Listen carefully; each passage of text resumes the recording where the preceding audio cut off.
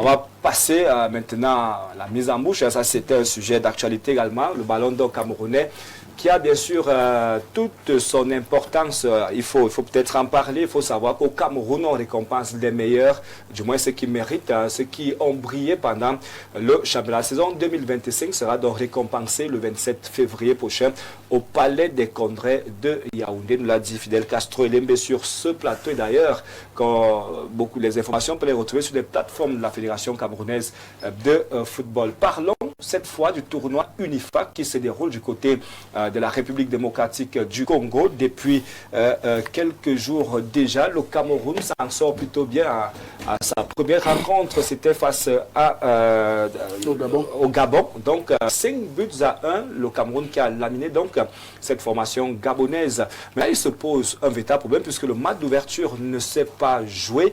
Le match d'ouverture qui devait donc opposer la Guinée équatoriale au pays hôte de la République démocratique du Congo. Il y a eu un problème d'âge avec 6 joueurs de la Guinée équatoriale qui ont été bien sûr décelés comme ayant dépassé l'âge de 17 ans à travers l'IRM qui avait donc été effectué. Au Cameroun, il me semble qu'il y avait un joueur décelé et bien sûr d'autres pays également.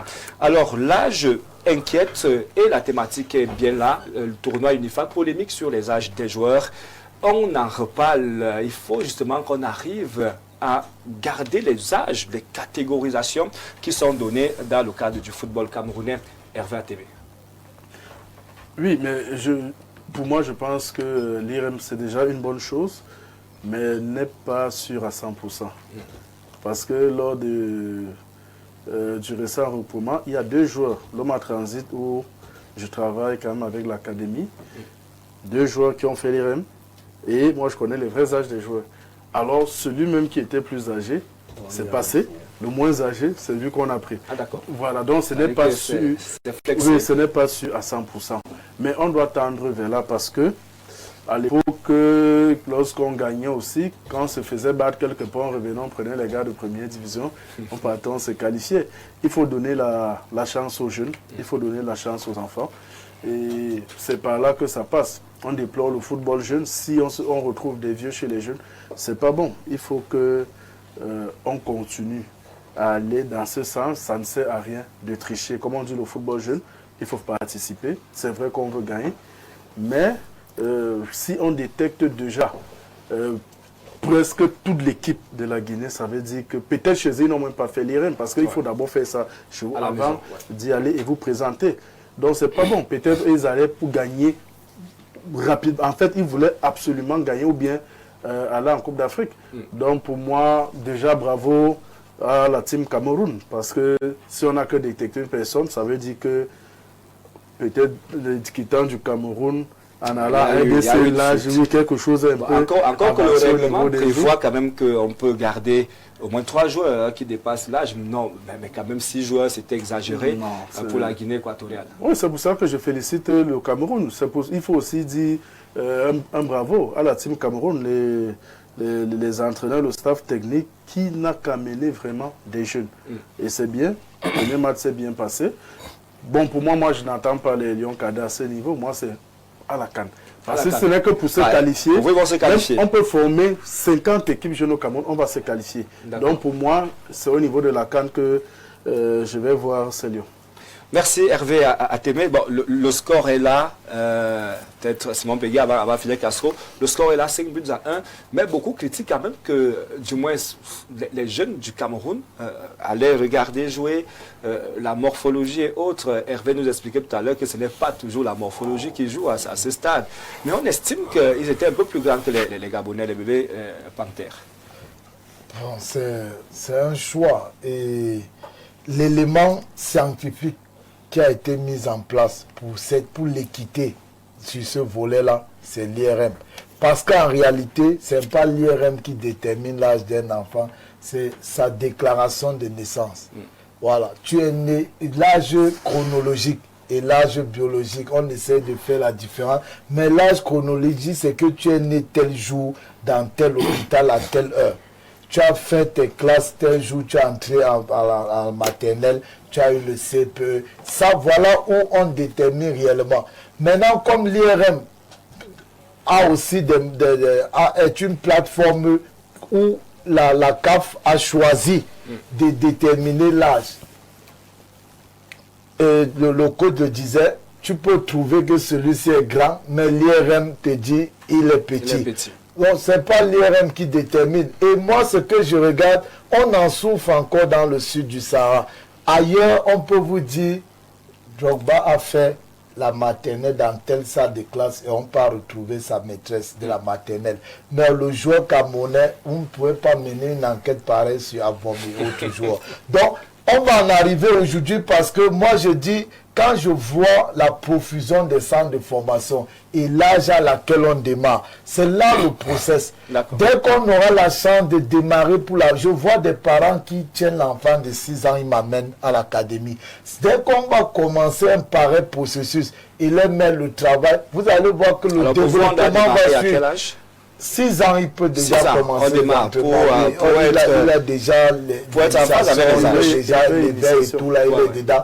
Et s'il y a un protocole qui est bien fait, moi j'en appelle à la structuration. Parce que certaines structures de football n'ont pas le matériel adéquat, didactique pour l'accompagnement de ce jeune. Quand ils sont petits là, c'est un peu comme à la maternelle. Il faut regarder sa croissance, il faut faire l'examen du sang, l'examen osseux, tout ça on n'en fait pas. Bon, j'en appelle aux grandes structures. Et le président Eto'o qui a fait le FC Barcelone, la Masia, qui a vu comment ça se passe là-bas.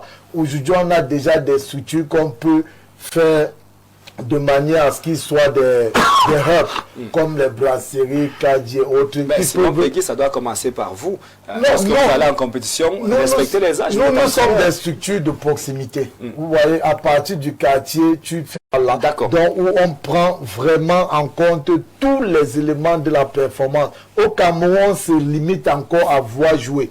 Et on dit, il est bon. Maintenant, est-ce que c'est un projet sportif? Et est-ce que les accompagnements du projet vont avec? Ce n'est pas encore le cas de beaucoup de structures. Je parle parce que c'est sur le terrain. Merci. Fidel Castro, on a vu quelques images, quelques photos qui défilent, qui viennent bien sûr de ce tournoi Unifac. Mais on se dit, oui, le coach Hervé, il a expliqué, le coach Peggy explique. C'est-à-dire on peut être chétif, on peut être... ce parcours, on peut être autre, mais on dépasse ou alors on ne fait même pas l'âge qui est requis. Non, je ne vais pas répondre de cette façon-là parce que j'ai quand même la grâce aujourd'hui d'être le team manager de sélection U15 et U16 du Cameroun. Exactement. Ça veut dire que les enfants qui sont là-bas sont passés par moi. Il faut peut-être expliquer le processus parce que beaucoup parlent, ils ne sont pas à l'intérieur de la sélection et ils ne savent pas quel est le mécanisme. Je voudrais rappeler aux uns aux autres qui sont sur le plateau ou ailleurs, c'est que pour cette année-ci, avec la coordination de la direction technique, il a été demandé pour la sélection qui préparait le tournoi, qu'on doit disputer dans quelques jours, on avait dit l'âge limite, c'est de 2010. Ça veut dire que ceux qui n'entrent pas dans 2010 ne doivent pas être compétitifs. Ceux qui sont à l'UNIFAC, l'âge limite était 2009. Ça, c'est les instructions qui viennent de la direction technique avec la coordination générale des sélections nationales. Vous aviez, et lorsque l'entraîneur fait les détections, l'entraîneur demande premier document, c'est l'acte de naissance de l'enfant. Lorsque l'acte de naissance signale 2009, on vous dit que pour la compétition avec les UCS, vous n'êtes pas compétitif parce que vous n'entrez pas dans la limite d'âge demandée. Mais pour les U17, 2009 passe. Ça, c'est la première étape. C'est le parent qui établit l'acte de naissance. Ça, c'est le travail qui est fait depuis l'an dernier, que beaucoup ne sont pas au courant parce que nous ne sommes pas respectés. Tu dis bien que c'est le parent qui... Quand je dis beaucoup ne sont pas au courant, c'est pour dire quoi? C'est pour dire que la direction technique avait déjà donné un timing de préparation à l'ensemble des sélections jeunes du Cameroun. Monsieur Peggy va dire ce qu'on vient passer la vérité. Je n'ai pas dit non, tu m'as cité. Je vais expliquer au Camerounais le travail qui a été fait. Parce que je suis en train d'expliquer au Camerounais que là vous voyez l'aboutissement. Depuis longtemps. Respectons le temps de parole. L'aboutissement que vous voyez qui est aujourd'hui, c'est un travail qui a été fait depuis des mois depuis la direction technique nationale, qui a donné des instructions, que ce soit au sélectionneur, M. Fiala, que ce soit à M. Sédou Alioum. Il n'y a que chez M. Ivan Kemwe, chez les U20, où il n'y a pas une exigence de IRM. D'accord. Ça, c'est la première des choses. Maintenant, lorsque nous commençons les stages, lorsque les enfants sont appelés, j'ai des enfants de l'OMA Transit, je peux en parler. D'ailleurs, j'ai discuté des matchs avec l'OMA Transit. Lorsque ces enfants arrivent, premier document, je suis team manager, c'est à moi qu'on remet le document. Je reçois l'acte de naissance de l'enfant. Deuxième chose à faire, une fois que l'enfant a intégré, la Fédération camerounaise de football a retenu 2 centres d'imagerie, que vous appelez les IRM. Il y a un qui est situé à Yaoundé, il y a un autre qui est situé à Douala. Et c'est des professeurs titulaires reconnus. C'est des hôpitaux publics et qui ont la reconnaissance légale. Alors, lorsqu'on arrive dans un... Laissez-moi parler, j'explique. Non, laissez-moi parler, je vais arriver. Je vais arriver. Écoutez. Moi, je suis venu faire un travail scientifique. Je ne suis pas venu faire des choses du quartier. Je vous explique le processus. Lorsque l'enfant arrive, il a intégré la sélection. Son parent a donné l'acte de naissance. L'acte de naissance est un acte authentique en droit. Il vaut exact jusqu'à inscription en faute devant une juridiction. Vous revenez, c'est ça le droit. Lorsque l'enfant vous remet son acte, vous venez et maintenant, deuxième processus, l'IRM vise à quoi? L'IRM vise à faire l'identification osseuse. L'identification osseuse signifie quoi? Elle signifie que, en fonction de la croissance de l'enfant, on estime que l'âge que l'enfant a est conforme à l'optique de croissance de son os. Et il se fait au poignet droit. Et on vous dit que pour la compétition qui se passe là, on vous dit on accepte ce qu'on appelle stade 1, stade 2, stade 3. À partir du stade 4, on vous dit que stade 4, ça veut dire que l'enfant n'a plus la croissance normale. C'est-à-dire que son âge se situe, c'est approximatif, entre 16 et 17 ans. À partir du stade 5, on vous dit que là, l'enfant là, comme vous avez dit, il a 16 ans, on vous dit que non, sa croissance est estimée entre 17 et 18 ans. Donc, c'est-à-dire qu'il va déjà au-delà. C'est ça qu'il faut expliquer. On ne vient pas au plateau pour faire. Et maintenant, pour le cas d'espèce, la fédération, pour le cas d'espèce, après, vous vous souvenez que nous avons fait 2 stages. Avant l'entrée en stage de cette sélection, ils sortent tous de la sélection des UCS. Pour la plupart, ils ont fait des stages. J'ai dit pour la plupart. Moi, je suis venu expliquer un travail. Si vous voulez, je vais sur la liste. Monsieur Peggy, moi, je ne suis pas venu ici pour faire le désordre. Je suis team manager, je sais de quoi je parle. Si vous voulez, je vais sur la liste de tous ces enfants-là. Je les connais tous. Parce qu'ils sont passés tous devant nous. J'ai tous les actes, j'ai tout ce qui se passe là. Ils ont fait des stages avec moi.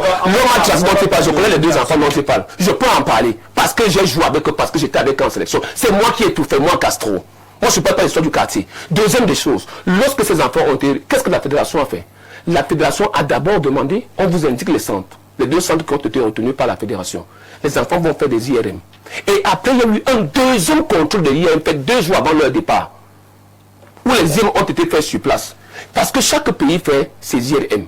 Et maintenant, sur place, au niveau du Congo, il y a une commission spéciale de la Confédération de l'UNIFAC qui vient faire les IRM aux enfants sur place. Dieu merci. Et il faut dire merci au travail qui a été fait. C'est que sur place, effectivement, sur la délégation camerounaise, tout le monde est bien passé, il n'y en a qu'un seul. Qui est passé à la trappe. Ça veut dire qu'il y a eu un travail qui a été fait. Et c'est ce travail qu'il faut saluer. Souvenez-vous, lorsque M. Etofis est arrivé, toujours dans ce tournoi UNIFAC, le Cameroun avait été fait pratiquement de 17 joueurs. 17 joueurs sur les 23 dont l'IRM avait attrapé. Donc lorsque les gens vont vous dire la morphologie est montée, la morphologie est descendue, moi Fidel Castro, comme vous me donnez quel âge? Mais je suis le seul Camerounais qui peut vous dire que moi je suis né le 14 octobre 1984 à 23h15 minutes 45 secondes. Dites, mais je ne sais pas mon âge. Mais moi je ne fais pas mon âge. Merci parce que je suis né beau garçon. On vous a compris. Vous n'allez pas vous vanter sur ce plateau. Mais je suis né beau garçon. On vous voit. On peut croire que Peggy est mon grand frère alors que c'est mon petit frère. Le problème, je on est en voie quelle est la déclaration de naissance. Simon Peggy, on reste serré dans l'émission. Vous prenez la parole lorsque on vous donne, bien sûr, la parole sur le plateau. On ne va pas continuer, on ne va pas faire le désordre sur ce plateau. Parce qu'on nous écoute à la maison, on sait qu'on dit des choses assez sérieuses. William Fabon, alors on a quand même vu ce travail de la fédération qu'on peut saluer aujourd'hui avec les Lions U20 qui jouaient du côté de Lembe. On a recalé un certain nombre de joueurs. C'était également dû à l'âge. Et peut-être l'autre question... il y a donc des fuites dans ce l'IRM dont on parle, puisqu'on arrive dans une compétition comme au Congo, et on arrive quand même, on décèle des enfants qui dépassent l'âge, qui n'ont pas respecté peut-être ce que l'IRM a fait à la maison. Ah bon, tout à fait. Maintenant, sur les dames, il faut d'abord rappeler que ce n'est pas une question d'âge. C'était pas une question d'âge, Oui, c'était autre chose. C'était une sanction disciplinaire. On peut passer alors. C'était une sanction disciplinaire et les jeux actuellement sont en train de gérer ces problèmes avec la fédération. D'accord. Maintenant, pour ce qui est de l'IRM, il faut rappeler que avec la mondialisation et le développement des technologies, forcément, on a trouvé un mécanisme pour détecter. Il ne faut pas on croit que c'est de la magie. L'IRM vient parce que les pays ou les fédérations ont exagéré à l'époque. Donc, quand nous voyons les U17, là, c'est vraiment les U17. D'accord. Ce sont les enfants. Mais avant, ils n'étaient pas comme ça. On connaît les jeunes qui étaient comme ça avant. À l'époque, tu voyais un enfant, il ne fait pas 17 ans. Sérieusement. Morphologiquement. Il ne fait pas 17 ans. On a vu certains. Maintenant, vous ne pouvez pas, comme sur le plan du droit, on dit, vous ne pouvez pas, vous n'allez pas vous le père de l'enfant, il a 17 ans. Maintenant, l'IRM vient avec la certification osseuse, il y a pas mal d'éléments qu'il faut aussi prendre en compte, il y a les marges d'erreur. C'est un instrument technologique. On peut se tromper aussi. On se trompe. Parce que le jeune Daïrou Mohamed, c'est parce que je vais être clair, le jeune Daïrou Mohamed, c'est lui qui a été recalé. Notre gardien de but. Justement, le gardien des buts. Le gardien de but. Capitaine des Lions de Montaigu. Qui était avec lui, c'était mon capitaine. Qui est avec lui, justement. Je connais très bien le dossier. C'est un enfant, il est le gardien de la PGS de Fou, en Ile-Tout. C'était le capitaine lorsqu'ils étaient ici en stage à Oja, centre technique, au niveau des stages, justement. Donc, vous comprenez que pour un enfant comme ça, lorsque vous comprenez qu'il a été recalé, nous qui sommes dans l'entourage du foot, on dit waouh, comment un enfant comme ça peut être recalé? Ça pose donc un problème au niveau de l'IRM. Est-ce que l'IRM c'est vraiment le chemin qu'il faut pour détecter? Le cas maintenant de la Guinée équatoriale, le cas de la Guinée équatoriale, on a vu quand même les images, c'était flagrant.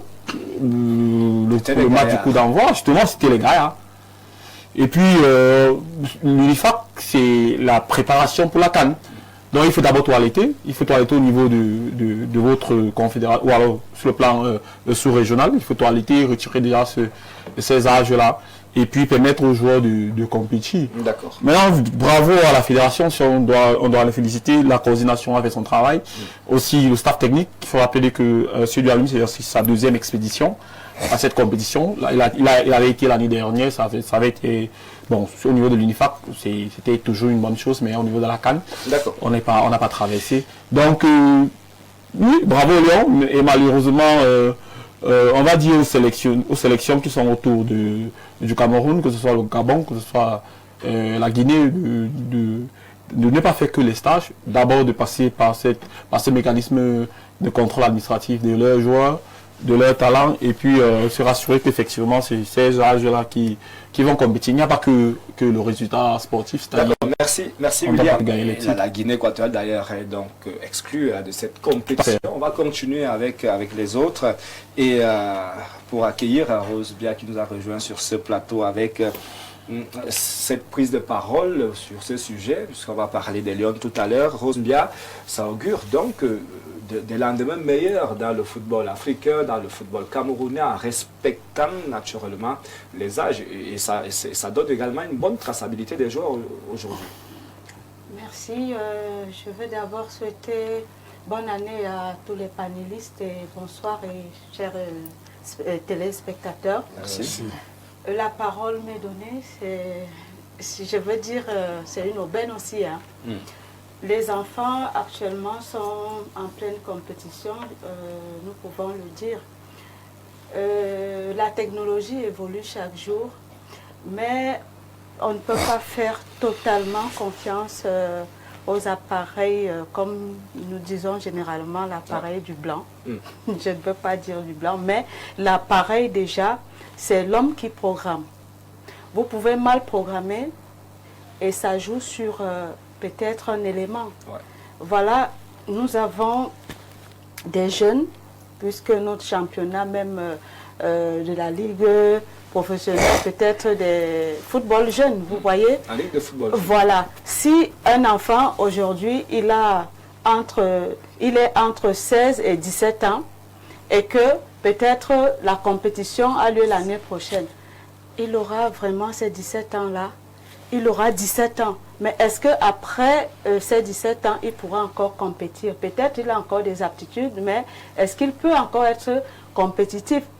Peut-être ça peut aussi être un problème d'approvisionnement aussi des talents. Si, par exemple, une équipe est en déficit peut-être d'un gardien et que nous n'avons que celui-là, qu'est-ce qu'on fait? Il faut aussi penser à ça. Voilà, il faut donner, tout à l'heure le coach disait qu'il faut donner la chance à tout le monde.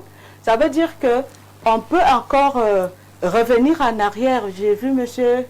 Fidel disait tout à l'heure que la DTN demandait qu'il fallait que les enfants soient choisis jusqu'en 2010. 2010. Voilà. Pour eux, là, c'était 2009. Voilà, on va même jusqu'à 2009. Moi, je me dis que ça pouvait être une erreur peut-être de programmation. Une erreur. Oui, programmation une erreur. simplement. Oui. D'accord. Mais on pouvait laisser l'enfant jouer. Oh, dans tous les cas. Non, la CAF. Quand la CAF vous sanctionne, c'est la confédération qui vous dit que... Parce que lorsque l'IRM sort, l'IRM, je ne sais pas si vous avez vu le résultat de l'IRM, l'IRM vous dit 1, 2, 3, et on vous dit stade 5. Quand on dit stade 5, vous allez voir, on vous dit stade 5, croissance interrompue. Âge aussi entre tel et tel. C'est l'IRM, c'est scientifique, c'est l'IRM qui vous dit. Mais la fédération vous dit, puisque nous sommes en 2026, et en 2026, quel enfant aura 16 ans en 2026? Et on vous dit, c'est l'enfant qui est né en 2009. C'est lui qui aura 17 ans en 2026. Donc on vous dit, tous les actes que vous recevez. Donc lorsque je vais dans un club, premier document que je demande à l'OMA Transit, c'est envoie-moi les documents administratifs. Dès que tu m'envoies la 2009, je me fie sur 2009. L'enfant là est né en 2009, il répond aux critères d'âge. Mais maintenant, il y a un deuxième critère qui est le critère médical, qui est donc celui de l'IRM. C'est donc là-bas que la fédération a donc choisi des centres spécialisés au Cameroun. Et il y a eu une contre-expertise qui a été faite avant d'arriver à RDC. Le cas de Mohamed, je ne vais pas en parler ici parce que j'étais avec Mohamed, c'était notre capitaine à Montaigu l'année dernière où nous étions. Il a fait tous les stages préliminaires dont le dernier s'est achevé le 31 décembre. Beaucoup de Camerounais ne sont pas au courant. On a fait des stages. D'ailleurs, l'OMA Transit, on a fait une très belle opposition, vous y étiez. On a fait des stages. Et aujourd'hui, le travail, les gens parlent parce qu'ils ne savent même pas qu'il y a un travail en amont qui a été fait. Il faut saluer la Fédération camerounaise de football. On va lire quelques messages. Bonsoir à vous au studio. Pour ma part, un joueur du championnat camerounais qui est élu Ballon d'Or n'est pas forcément dit qu'il aille jouer hors du pays pour prouver quoi que ce soit. C'est Simplice depuis Soir qui a envoyé justement le message, un autre message sur le plateau de l'émission Affiche Sport ce soir. On va aller à la messagerie normale pour prendre ces quelques messages également. Bonsoir au panel. Prière de dire à nos analystes de faire preuve de hauteur. Oui, c'est déjà fait. Dire que c'est un fait particulier à l'Afrique est malsain. À chaque domaine, c'est réalité. Je vous prie de demander à l'ancien footballeur sur votre plateau s'il a joué avec son vrai âge. Bercy, qui je sais pas. Qui oui. Il en a. D'accord. Voilà. Il dit qu'il a joué avec son âge. Bonsoir à tout le panel, en particulier à Fidel Castro pour la pertinence de ses arguments. Bravo au président Samuel Eto'o, car le problème de l'âge des joueurs a été son premier combat dès son arrivée à la tête de la Fédération camerounaise de football. Ballon d'Or n'est pas seulement un problème de progression dans sa carrière, mais il permet aussi à un joueur local de gagner quelque chose de significatif dans sa carrière. Bien qu'il soit local, cette célébration donne à ces joueurs locaux de devenir millionnaires en jouant au pays. C'est une initiative importante. C'est Armand Boli Migi qui nous envoie le message. Bonsoir à toi, c'est Pépé. Pépé, après ça arrivé de ce côté. On va prendre une transition avec ce reporter Thomas Dakenzi qui a également interrogé quelques autres experts sur la question, bien sûr, d'âge qu'on vit du côté de l'UNIFAC. On écoute. La question ne mérite plus d'être posée. D'après certains experts du football camerounais, le problème d'âge est résorbé depuis l'avènement de l'IRM, l'imagerie médicale à résonance magnétique. L'IRM a été instauré par l'instance fêtière africaine ou mondiale même pour participer par exemple à la Coupe du Monde ou même Montaigu qui se joue de temps en temps du côté de la France. Je pense que si on avait une autre technologie qui viendrait être au-dessus de ce qu'on a actuellement, on l'adopterait. Après la brillante prestation des Lions indomptables U17 devant leurs homologues gabonais, match remporté par les Poulains du coach national Saïdou Aloum sur un score sans appel de 5-1, certains fans du football estiment qu'il y avait des équilibres des forces sur plusieurs plans, notamment sur le plan de l'âge, d'où des multiples réactions sur la toile, ce qui n'est pas du goût de certains techniciens camerounais.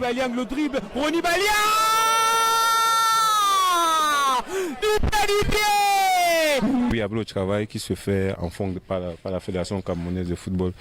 Avec le temps, les choses sont en train de s'améliorer. Donc forcément, peut-être que ce n'est pas encore 100%, mais c'est en train de s'améliorer vis-à-vis des âges et des enfants qu'on voit jouer, qui pratiquent le football. Ils pratiquent un beau football avec beaucoup d'énergie. Donc pour moi, les choses, ça part dans le bon sens en fait. Il y a une époque où ce n'était pas vraiment respecté, mais actuellement, il y a une nette évolution.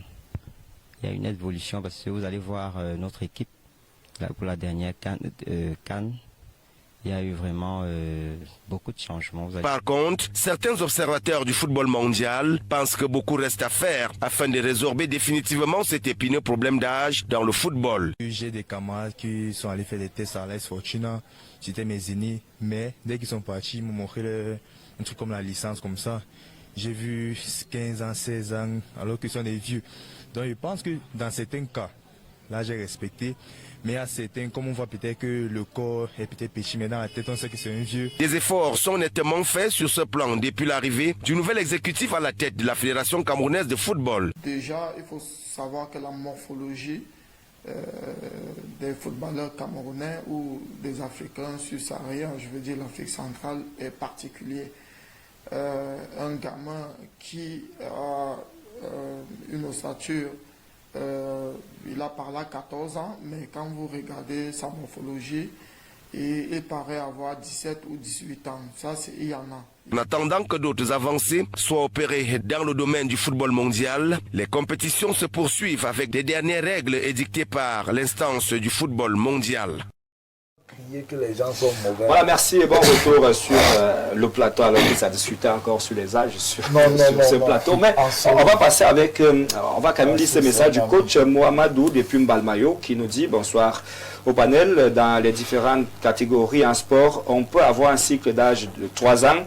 Le coach gabonais a peut-être choisi la catégorie 1, à savoir les 15 ans pour les utiliser pendant 2 ans. Le Cameroun a certainement choisi les joueurs qui ont 17 ans pour les utiliser en une seule compétition. Donc, ne dites pas que les Camerounais sont plus grands que les Gabonais. C'est pourquoi les Camerounais sont passés aisément au contrôle. Le coach Freddy également nous souhaite bonne émission sur le plateau. Freddy Ngos qui nous regarde justement quelque part dans la capitale camerounaise.